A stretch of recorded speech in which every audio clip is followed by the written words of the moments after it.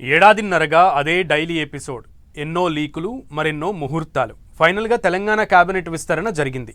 అయినా 6 ఖాళీలు ఉంటే 3 ఫిలప్ చేసి ఇంకో 3 పెండింగ్లో పెట్టారు. ఇదిలా ఉంటే ఓవైపు విస్తరణ మంటలు కాంగ్రెస్లో కాకరేపుతున్నాయి. మరోవైపు పోర్ట్ఫోలియోల కేటాయింపు, సిట్టింగ్ మినిస్టర్లకు శాఖల మార్పుపై పెద్ద కసరత్తే జరుగుతోందట. శాఖల కేటాయింపు కోసం సీఎం ఢిల్లీ వెళ్లడంపై అపోజిషన్ అటాక్ స్టార్ట్ చేసింది. కొత్త మంత్రులకు ఏ శాఖలిస్తారు, ఎవరి పోర్ట్ఫోలియోలు మారబోతున్నాయి?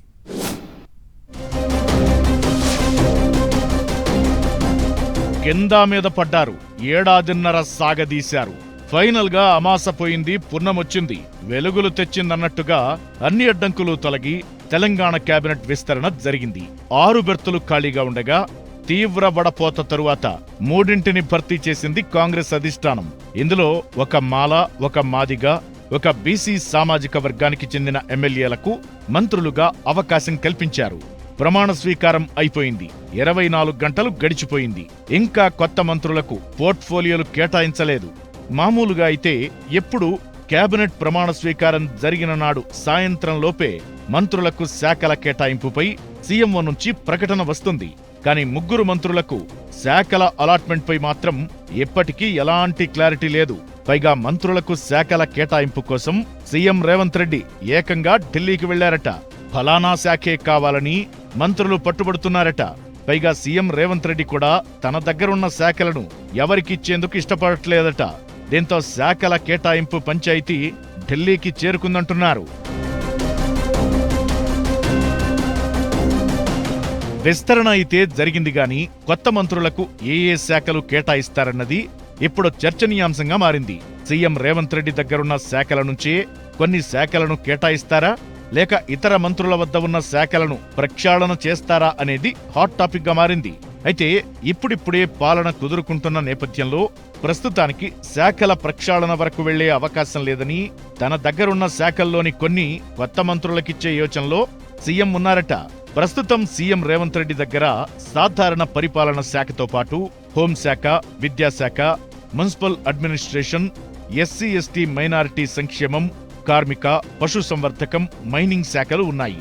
ఇందులో మున్సిపల్ శాఖ, విద్యాశాఖను వదులుకునేందుకు సీఎం రేవంత్ ఒప్పుకోవట్లేదట. ఆ 2 శాఖలను తానే పర్యవేక్షించాలని పట్టుదలతో ఉన్నారట సీఎం రేవంత్.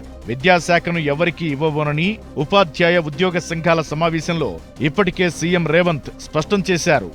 ఇక హోంశాఖ విషయానికొస్తే కీలక కేసులు ఉండటంతో హోంశాఖను కూడా ఎవరికి ఇవ్వకపోవచ్చన్న చర్చ జరుగుతోంది. కార్మిక, పశు సంవర్ధకం, ఎస్సీ ఎస్టీ మైనారిటీల సంక్షేమం, మైనింగ్ శాఖలను కొత్త మంత్రులకు అప్పగించనున్నట్టు తెలుస్తోంది. అయితే ఆ శాఖలను తీసుకునేందుకు సదరు మంత్రులు ఆసక్తిగా ఉన్నారా లేదా అన్నది డిస్కషన్ పాయింట్ అయింది.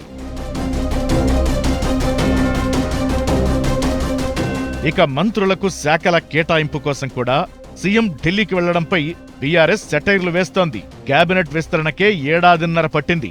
శాఖల కేటాయింపు కూడా ఇప్పట్లో అవుతుందా, దానికి కూడా ఇంకో ఏడాది టైం తీసుకుంటారా అంటూ అటాకింగ్ స్టార్ట్ చేశారు కారు పార్టీ లీడర్లు.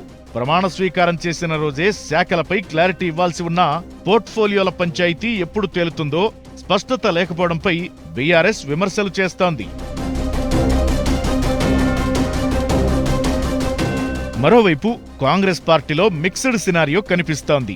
ఒకవైపు సంతోషం, మరోవైపు అలకలు, ఇంకోవైపు బుజ్జగింపులు. తెలంగాణ మంత్రివర్గ విస్తరణ తరువాత కాంగ్రెస్ పార్టీలో డిఫరెంట్ సిచ్యువేషన్ కొనసాగుతోంది.